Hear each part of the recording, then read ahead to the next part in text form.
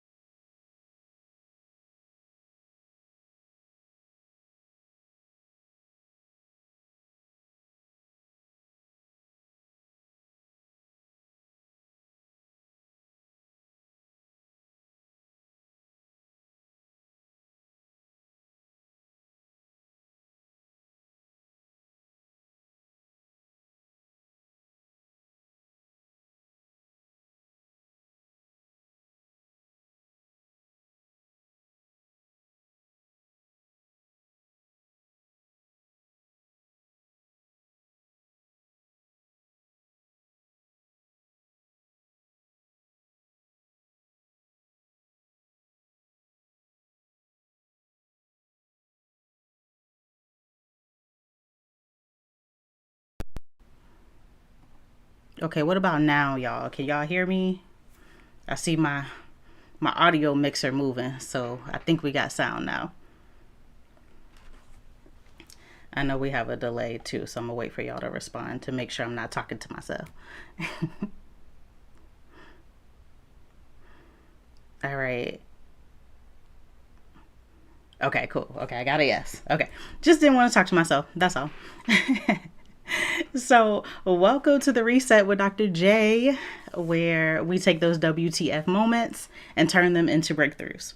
So, this is the Reset on WTF Nation Radio, Sundays at noon. We are live. I am running a few minutes late if you haven't noticed, but nevertheless, we are here. Life has been life, and I needed a few extra minutes, y'all.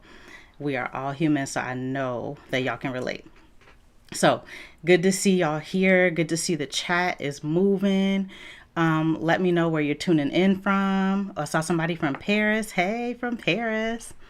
I haven't made it to Paris. I want to go there. I see a U.S. flag. Where are you located in the U.S.? All right. So now that we have sound, today we're talking about something that I think a lot of us are feeling, but maybe not saying it out loud. Okay. So, what if the life that you're building doesn't actually feel like yours? What if you're checking all the boxes, the job, the house, the relationship, the routine, but something still feels off? This topic has come up a lot over the weeks, and it got me thinking, oh, okay, this is a good topic for the podcast. And, let me know if it's relatable. But, you're living with someone else's version of success instead of your own. We're going to go there today. So I'm Dr. J. I'm a therapist. I'm a veteran. And I want to help people figure out how to build the life that they actually, that actually aligns with who you are and not who you think you're supposed to be. And so if that sounds like something that you need today, then you're in the right place. And let's get into it. So I see some people tuning in from Florida as well. Hey, hope the weather is nice there. I know here in Maryland, we're having like a little bit of a warmer day. So I'm happy about that. And yesterday was really warm. So I got out and did some hiking. So that was fun. So cool. Thank y'all for joining today. Quick housekeeping before we jump in. I am a therapist, but I'm not your therapist. So this is a conversation. It's not treatment. If you're in crisis, though, call or text 988 always. They are available 24/7 if you're in the U.S. The stuff that we talk about here is real and it helps. But if you're dealing with something serious, you want to get actual therapy. I always tell people this is like the appetizer that may make you think about getting the whole meal. So we good? All right, great. Awesome. What is my favorite psychological approach in therapy? I love EMDR. EMDR is my jam. You will hear me talk about it all over my platform. I love EMDR. I love internal family systems. Helps a lot of people with trauma. EMDR furthers people from PTSD. I do that every day in my private practice. It is my jam. But yes, those are and I love DBT too. DBT was my first love. So those kind of things are really helpful. Nice little cocktail to treat the trauma. So thank you for asking me that. Okay, we have somebody whose father was a policeman. Yes. Awesome. Okay, so here's what I want you to do in the chat. Think about this question. Like, are there other people's expectations that you're living under right now? And just think about it. It could be yes, could be no, but just going to pose that question for the chat.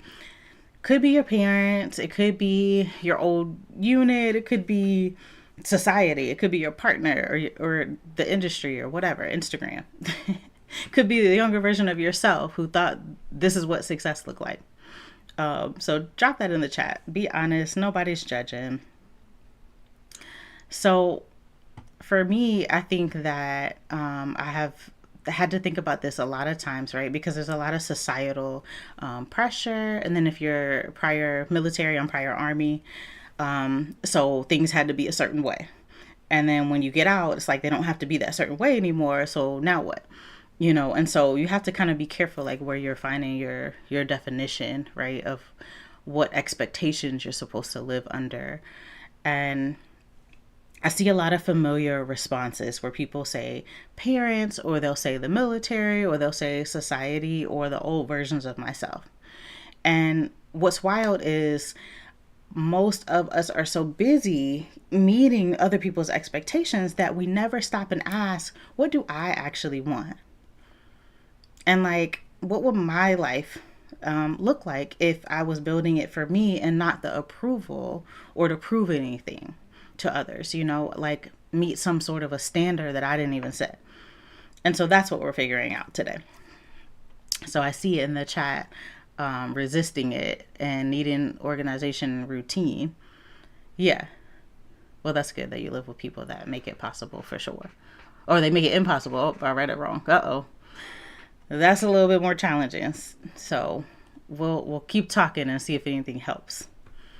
But that's what we're figuring out today. Like, here's the thing. Like, this is backed by research. So when you're living a life that doesn't align with who you actually are, your body knows it. So, if we're thinking about that being impossible, then you probably feel that in your body. And that's a thing. We have to recognize it. We can't like push that away. So a lot of people report feeling it as like restlessness or like as exhaustion that sleep doesn't fix, and or as a nagging feeling that something is missing, even when we look great on paper. So a lot of us just push through that feeling and we ignore it. And we tell ourselves like, we should be grateful. We should be happy. We have it better than most people, and so we kind of push it away. But that feeling is information, and it's your internal compass saying, hey, we're off course. So today I want us to talk about and learn how to listen to that compass and use it to build something real. And so let's talk about how we end up here sometimes and living lives that don't feel like they're our own. So for a lot of us, especially those who came from structured environments, military, first responders, high achieving families that put a lot of pressure on you, we learned early that success means meeting standards, but they're external standards. Do this, achieve that, get that degree, make this much money, buy this house, have this kind of family. And then we do it because we're good at meeting standards. And that's what we were trained for. But here's what happens. You hit the standard, you check the box, and then instead of feeling accomplished, you just feel nothing. Or worse, you're like, okay, what's next? So how many of us can relate to that? I know I'm guilty myself of the what's next sometimes. It's like yesterday I realized on the calendar that it's been 3 years of business for me where I started my private practice. And I was like, oh my gosh, I didn't even stop to recognize this. I've always been like, what's next? And that's not a great thing, right? Like, I mean, it helps me accomplish things, sure. But really what's happening is I'm not really appreciating how far I've come or the work that I put in. So that part is important.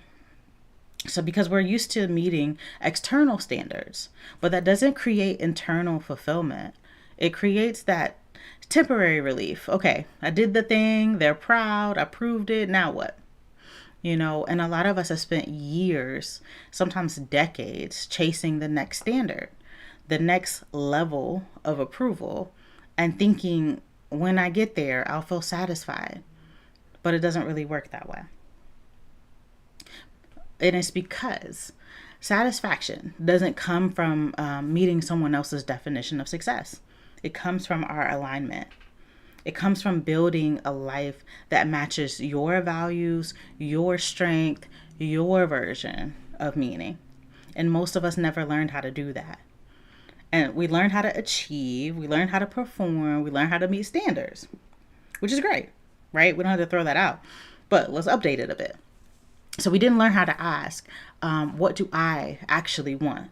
Or what feels meaningful to me?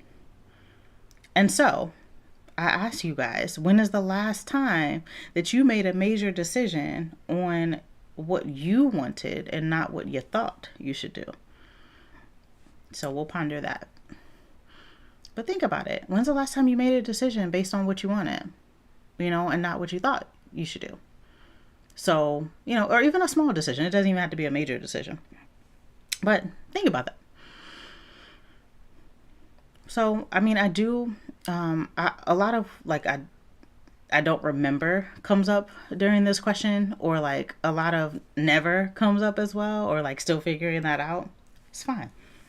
It's fine. And that's real. A lot of us, that's where a lot of us are. So if that's you, you're not alone. But we should get good at, I guess we're good at the should, right?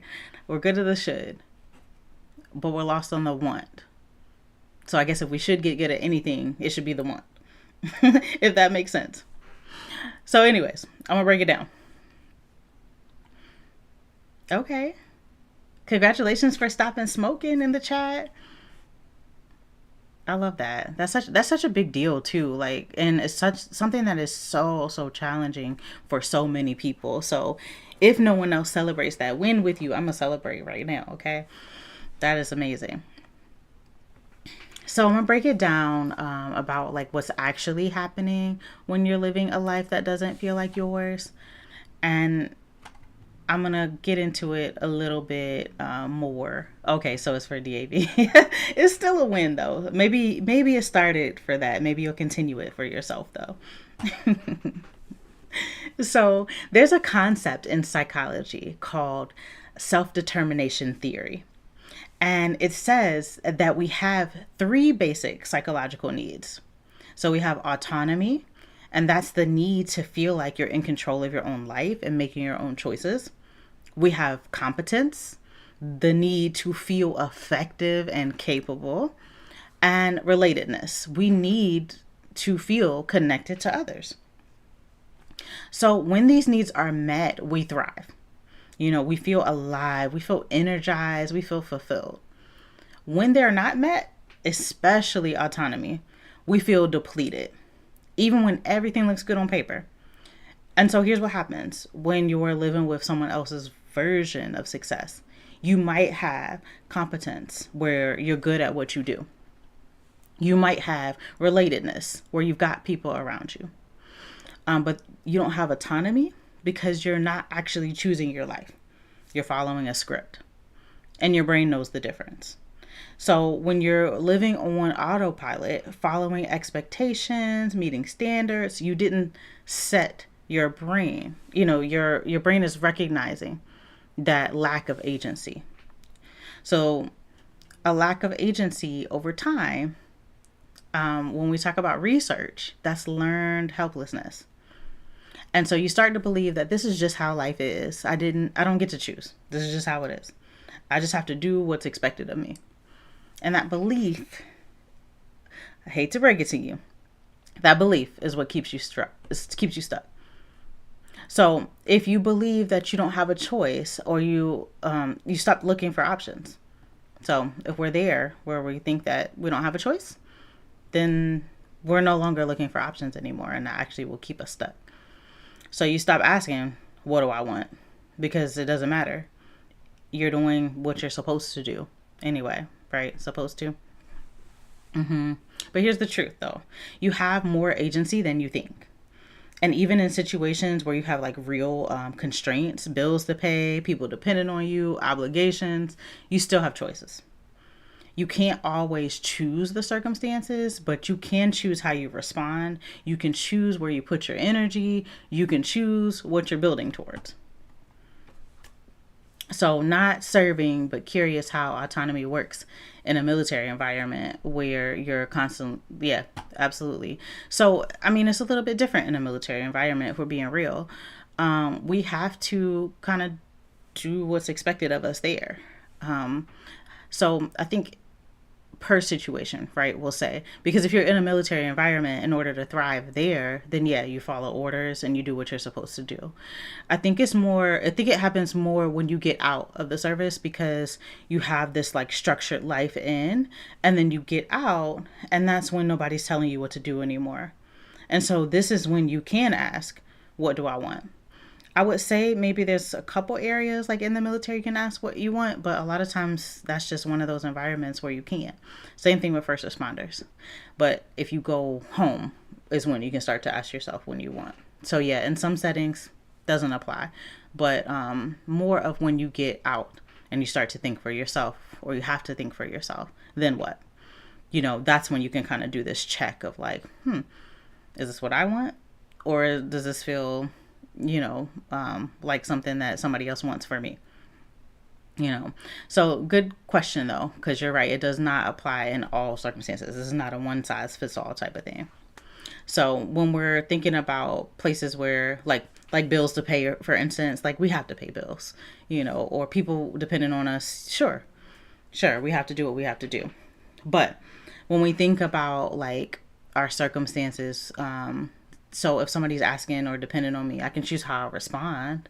I can choose where I put my energy. If I'm having difficulties in some areas, I can choose what I prioritize and what I'm building towards. So they are micro, everyday decisions, and those add up to life. So the question, is, are the choices building towards something that's yours? Towards something that meets or towards something that meets someone else's standards. So think about it. What's one area in your life where you feel like you don't have a choice right now? So let's see. VA deducted $1,800 plus from my husband's check. Yeah, we may lose our life insurance and possibly our home. That really sucks. And that is something that of course could make you feel helpless. I mean, in that situation, sure, you can ask, you can learn more about like why that happened and see if there's anything that you can do or appeal it or anything like that. But yeah, some scenarios are just not good, Yeah, you're allowed to speak your opinion. So, when we think about job, when we think about relationship, where I live, financial situations, like was just brought up in the chat, I want to say, like, I hear you. So there are real constraints. And so you're naming those, and there's space for that too. So I don't want you to take this as in like all size fits all type of thing, like you're having financial struggles but you still have choices, like so it's not meant to be that type of a message where we overlook the real problems. There are real problems out there. You don't have a choice on how to supplement your income. Absolutely But if there are other things that you can look at, what are they? So it's meant to help you to think outside of the box and not feel trapped in the box. So again, it does not apply to all situations, but if we challenge the thinking just a bit more, then what? Then what can you come up with? So not saying you'll come to a solution for that particular problem, but for some problems, this applies. So the shift that we want to make is that you stop asking, what should I do? And you start asking, what do I actually want? And so again, you guys are kind of bringing up some, real life financial issues and things like that. This may not apply to that, but thinking outside the box, if there are other ways, then maybe you expand your thinking in that way. Or maybe this doesn't apply to that area of life, but it applies somewhere else. So think of it that way. We're being flexible and not rigid here. Okay, so when we think about those different questions, what should I do? It leads you to an external standard, other people's expectations, and what looks good, what looks safe, what looks acceptable. What do I actually want? It leads you to internal alignment. So that's when we're looking at your values and your strengths and what actually feels meaningful to you. And so usually that second question is a little bit harder. Okay. So a lot of us, don't know what we want. And we spend so long asking, like, what should I do? Because the want muscle is weak. And so when we build that's kind of where we want to be. Like, we can rebuild it, I guess. And so that's what we're talking about today. So we're rebuilding the ability to know what you want and make the choices, that move you towards that. So in a practical, sustainable, like one decision at a time kind of way. It's because you don't need to blow up your life to start building one that feels like yours. So you just need to start making different choices, or small ones or consistent ones, so choices that align with who you are and not who you think you should be. And that's where the breakthrough happens. So let's talk about what it actually means to build a life that's yours. So first, it means living with agency and not on autopilot. So agency means that you are making conscious choices. You are aware of your options. You are directing your life instead of just reacting to it. So autopilot means you're just following the script, you're doing what's expected, you're going through the motions without really thinking about whether this is what you want. And here's the thing, autopilot isn't always bad. So don't want to make it seem like that's always bad. Again, flexibility in our thinking here. Some parts of life, you should be on autopilot. Like, you don't need to make every decision consciously. That would be exhausting. But the big stuff, the stuff that actually shapes your life, that needs agency. Your career, your relationships, how you spend your time, what you're building towards. Those decisions deserve a conscious choice and not the default settings. So what part of your life that is currently on autopilot that maybe shouldn't be? So we're just exploring here. Yeah, and that's a real thought that I wish I could go back. I don't know how many times I've thought about that. But, the radical acceptance that takes place. I don't have to like it or condone it, but I do have to accept what's real. It's definitely harder to go back, right? And sometimes not always possible. So not like accepting that doesn't mean that we have to like it. But accepting it is what allows us to think differently and say, okay, I wish I could go back, but I can't. So since I can't, now what? What do I want to build from here? And all of it's hard. There's no easy way out. But that feeling is very real. Love it. I love that this is the easiest explanation. Okay, good, because that's what I wanted. I wanted just an easy explanation. Not dismissing anybody's life experience or anything like that, but just like expanding our thinking a little bit. That's my purpose here. So yeah.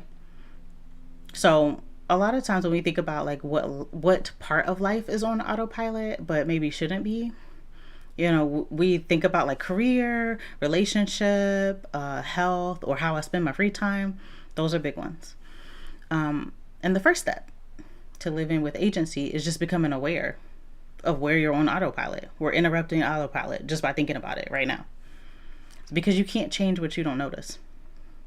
So the point of this is to sit down and just notice what we may not notice. So then we want to build a life that's yours, making choices based off of your values and not your status. And so status-driven decisions are about how things look, what other people think, what sounds impressive, what gets approval. But value-driven decisions, that's where we want to be. And that's what matters to you. To what feels meaningful to you, what aligns with who you are, and they can look very different.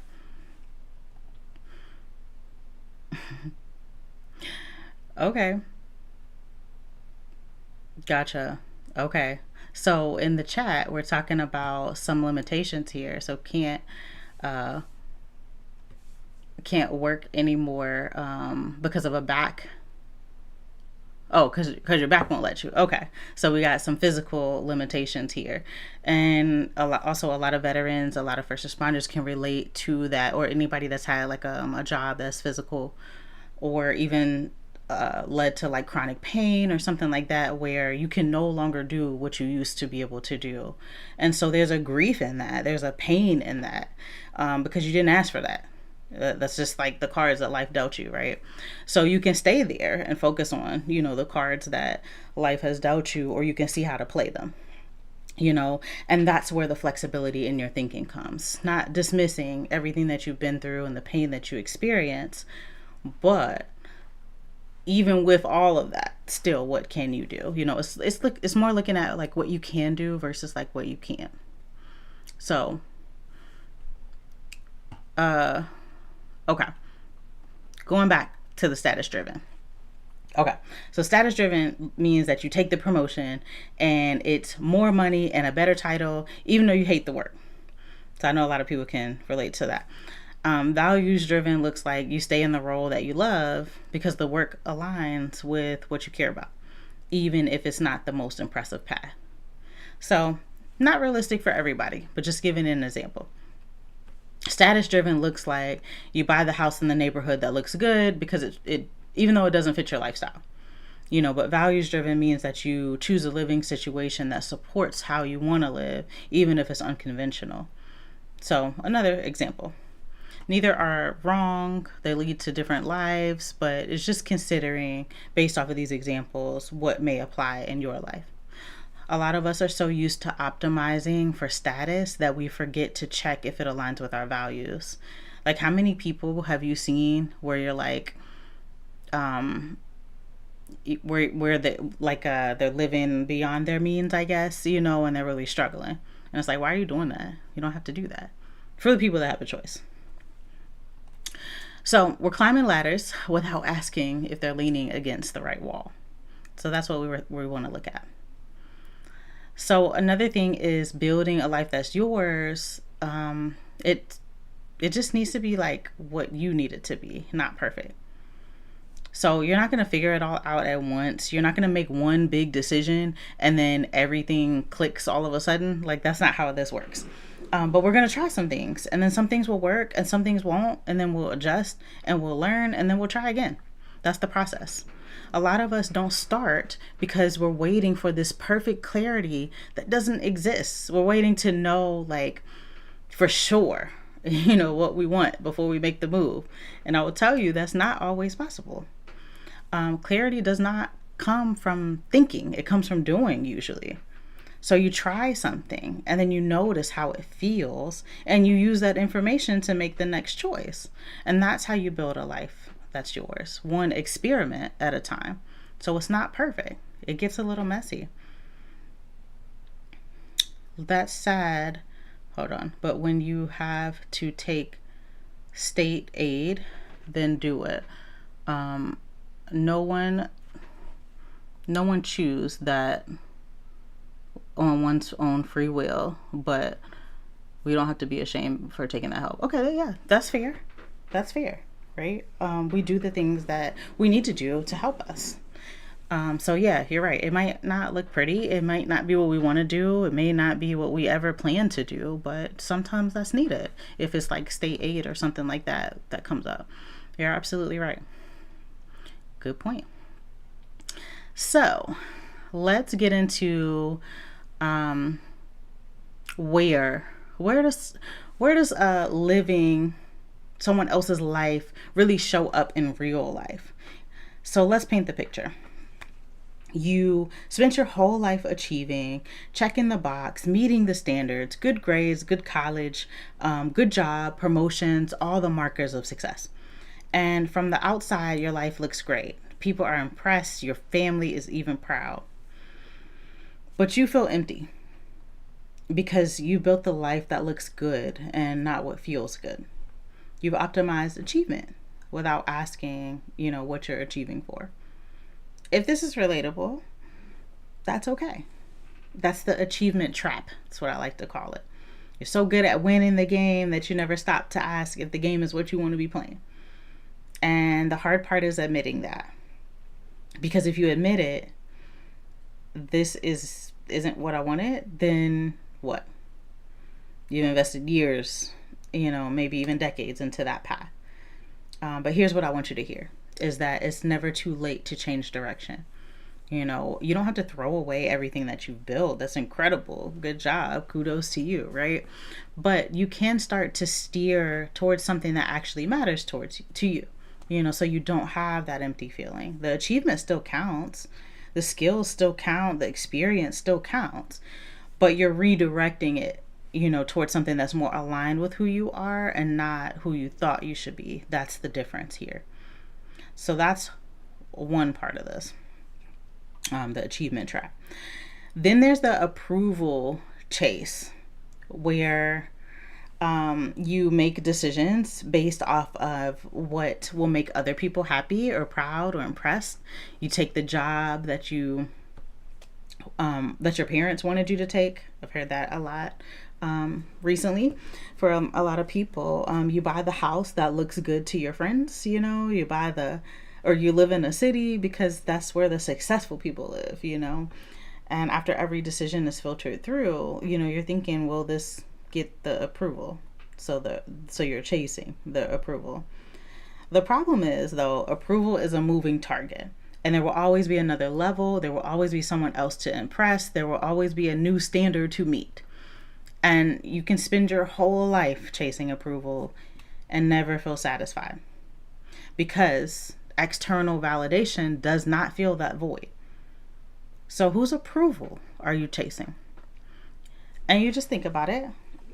Common answers are parents, my old command, society, my younger self. And all of it's real, all of it's valid. But also, here's the hard truth. You might not ever get that approval. So, you might get it and you might realize it actually didn't fix anything. You know, because what you're looking for isn't their approval, it's your own. And you're looking for the feeling of, I am proud of what I built. This feels like mine. And that doesn't come from meeting their standards. It comes from meeting your own. And so that's another part of this. And then the last one is the should spiral. I tell people, stop shoulding on yourself. Every decision is driven by a should. I should take this job. I should stay in this relationship. I should live here. I should want this. Well, you're so deep in the shoulds that you've lost track of the want. And you don't even know anymore because you've trained yourself not to ask. Because wanting something different feels selfish or ungrateful or weak. So you keep doing what you should. And you keep feeling disconnected from your own life. So think about it. What's one should that's running your life right now? Some common answers are like, I should be further along, or I should be grateful, or I should stay because I've invested so much time. You know, that's jobs, relationships, whatever. Those are the things that come up, and those are heavy. Those are so heavy. But the antidote to should is permission. Permission to want something different.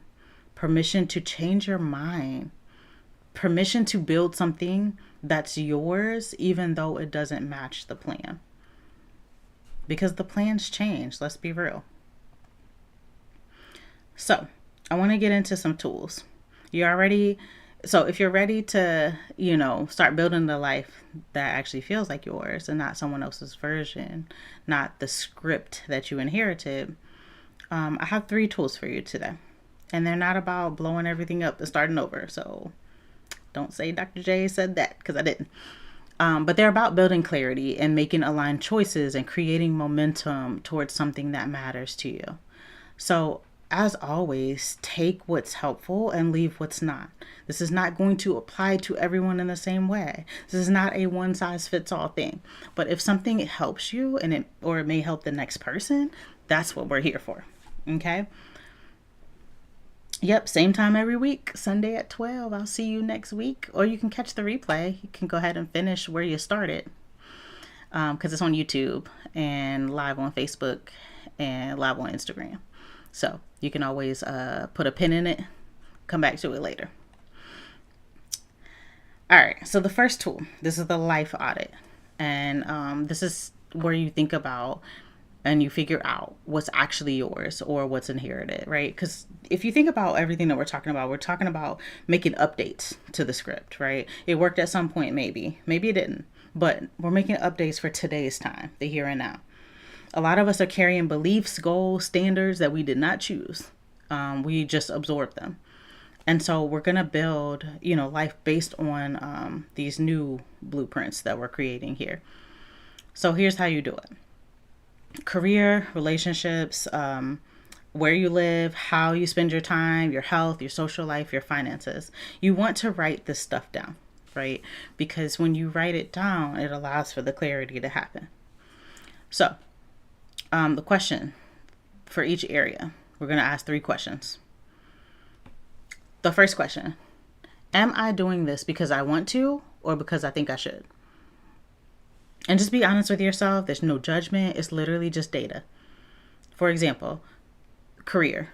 Am I in the field because I chose it or because it seemed like the smart, safe, expected choice? There's no wrong answer. You're just noticing it. Literally write that down. Question 2. If I could design this from scratch, what would it even look like? So now you're using your imagination a bit. So forget the constraints for a second. If you had full freedom, what would you want in this area? Doesn't mean that you'll get it. We're just pretending, allowing our brain to expand a bit. Not even what's realistic yet, just what you want, right? So allow your brain to have fun with that. The third question, what is one small change I could make to move it a little bit closer to what I want? Emphasis on small. You are not overhauling everything. You are taking one step. So example, career. Maybe you want to quit your job right now, but could you start exploring what you actually would want to do? Could you take on a project that aligns more with your interest? Could you have a conversation with your boss about shifting your responsibilities? Again, this may not apply, but apply it in ways that it does to your life. Just giving an example. But we're looking at small, actionable, literally one step closer. So you pick one area. You don't try to focus on everything at once. That's overwhelming and not really achievable. So you pick one area that's causing the most misalignment, the one where you feel the biggest gap between what I'm doing and what I want, and then you start there. So what's one area that you would focus on first? Like, would it be the career? Would it be the relationships? Would it be how you spend your time, where you live? Any of those things, or add to it. A lot of times people will say career if I ask them that question, or how I spend my free time, or the relationships in my life. And they have to make changes. So those are big ones. Most of us never stop asking these questions. We just keep them moving forward on momentum. So this audit here creates a pause, and it's a chance to look at what you've built and ask, is this mine or is it what I thought I was supposed to build? And once you have that clarity, you can start making different choices. So small choices. I did this for myself maybe 2 years ago. I think I do it for myself often now, but I did it for myself 2 years ago, and I started to notice the way I was running my business wasn't the way I wanted to continue running my business. I was really busting my butt and achieving, but then when I realized what I want, it wasn't what I wanted. So then I was like, oh crap, now I gotta do a whole business plan. I gotta do this and that. And it's like, no, you have to just do one thing to get closer to what you want. So that's what you're looking at. Okay. The next tool is the want versus the should practice. So this is where you are starting to rebuild your ability to actually know what it is that you want. And a lot of us are so trained in the should that we've lost touch of the want. So if this is hard, that's okay. It's data. It's supposed to be hard. We're right where we need to be. Sometimes we don't even know what we want anymore because we spent years ignoring it. And so this helps you reconnect. So every day, this is like a daily practice. You want to just notice your decisions. So we're talking about mindfulness here. So throughout your day, you're making choices, small ones, big ones, where to eat, whether to go to that event, what to work on, who to spend time with. Like most of those decisions are on autopilot. But if you paid attention just this week, and you pause before decisions and ask, am I doing this because I want to or because I should? And just notice. If I'm thinking about a bill, am I doing this because I want to or because I should? Okay, I should probably pay that bill, right? Or a ticket or something that comes in the mail. May not want to, but it should. So it doesn't mean it's wrong if you notice that it's something that you should do, but you're just noticing. This is all about mindfulness. So I'll give an example. Sunday morning, you get invited to brunch and you pause and you ask yourself, do I want to go? Or do I think I should go because they invited me and it would be rude to say no? If it's, I want to go, great, go. But if it's should, then you have a choice. You can go, but now you're aware it's a should and not a want. So if we're talking about a work project, your boss asks you to take on something extra. Do I want to do this? And we're not talking about military because we ain't got a choice. Do you want to? That part don't matter. We're talking about like when you get out, civilian life. Do I want to do this or do I think I should because it would make me look bad to say no? Now that's a very, nuanced answer there, but just an example. Take these for examples, y'all. So again, you might still say yes, right? But you're now making a conscious choice instead of an automatic one, right? So this is not about always choosing want over should. That's important. Sometimes we should do things because that's life. We have responsibilities. But the goal is the awareness. Because when you're aware of the difference between want and should, you should start to notice the patterns. I'm doing a lot of shoulds and not a lot of wants. No wonder I feel depleted. And then once you notice the pattern, you just start adjusting it. Track the ratio. At the end of the day, do a quick check-in. How many wants did I choose today versus shoulds? It's just data, not judgment. If it's 90% should and 10% want, that's information. What are you going to do with it? That tells you that I'm living mostly on external expectations and I need to create more space for what I want.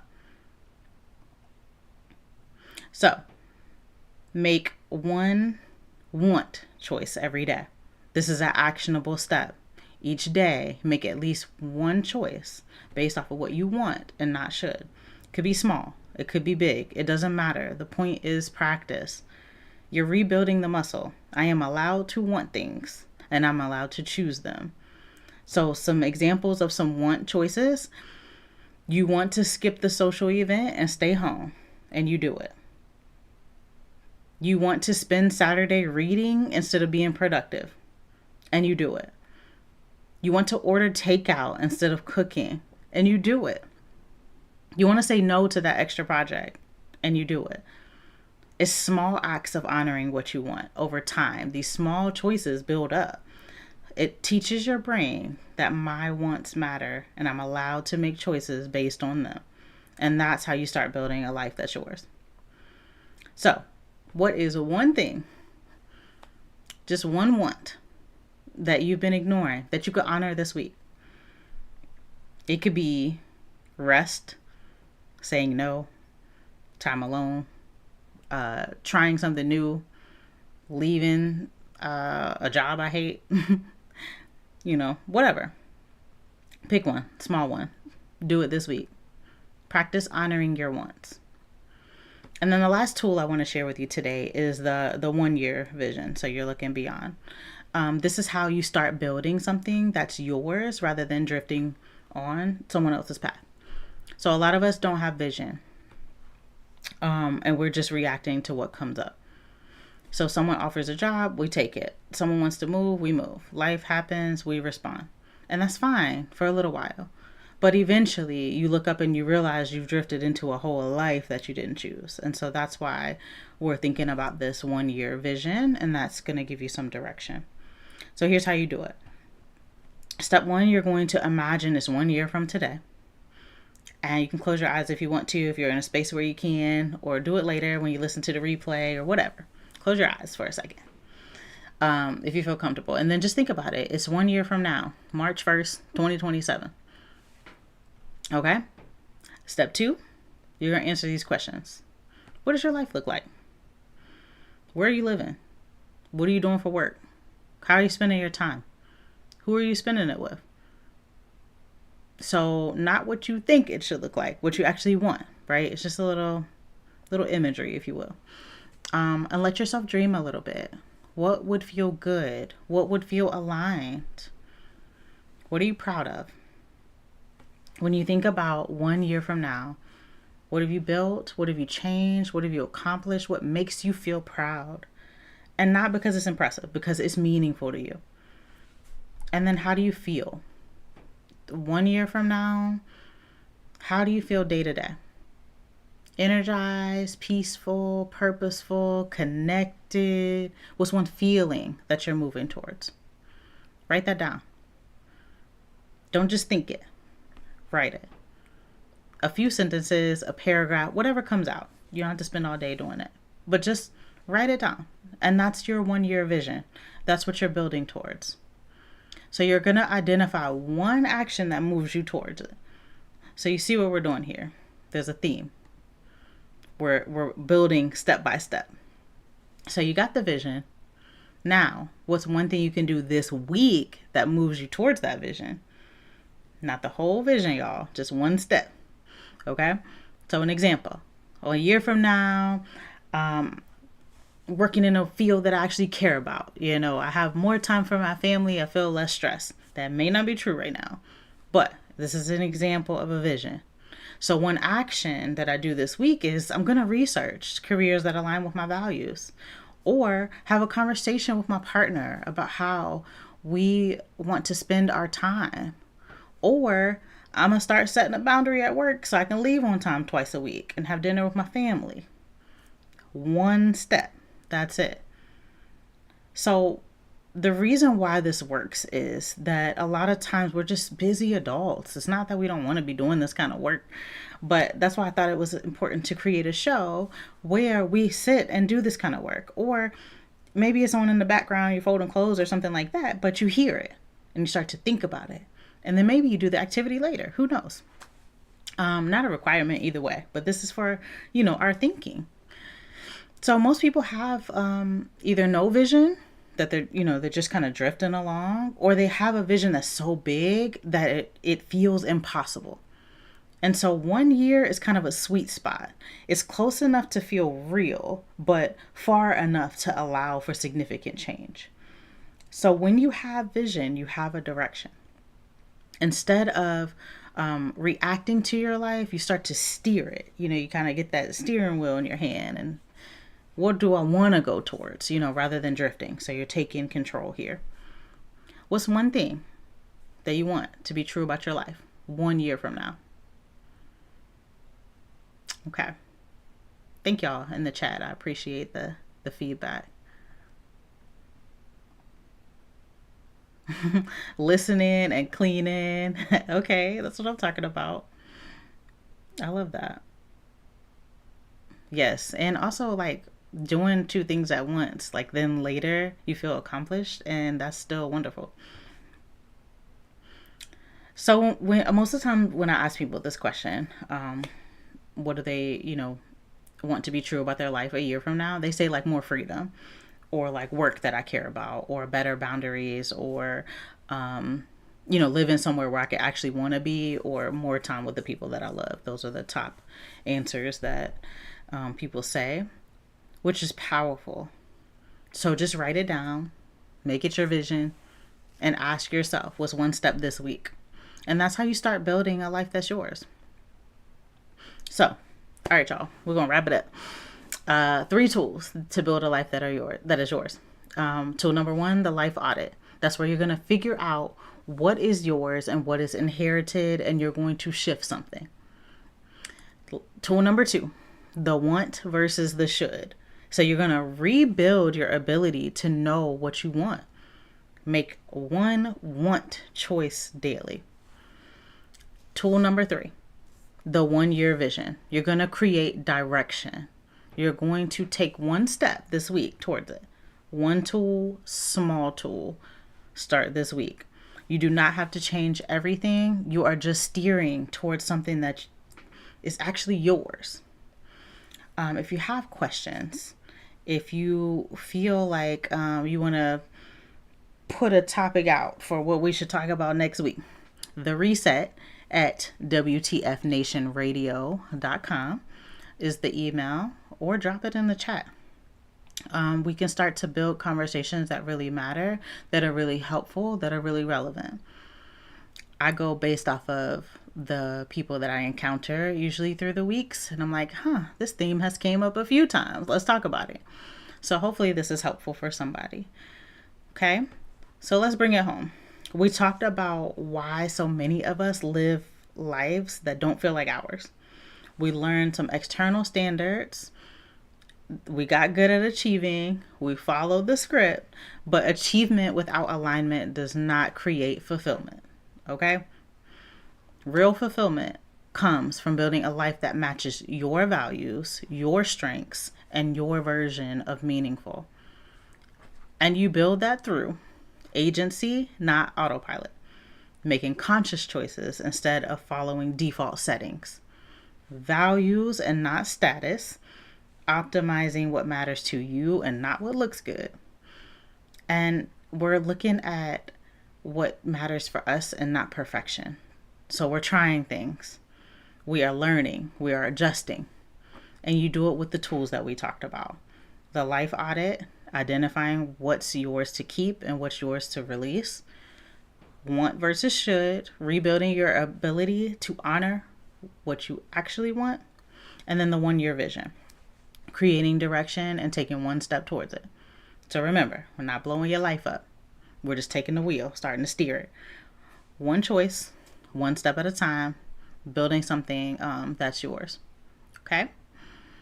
Also, WTF Nation Radio has, I think it's like 7 or 8 other shows. So check them out too. This is just one of them. Every Sunday at 12. So here's your challenge. You're going to do the life audit. That could be 30 minutes where you're writing down major life areas where you want to make some changes. Is this what I want? Or is this what I think I should want? If you could design it from scratch, what would it look like?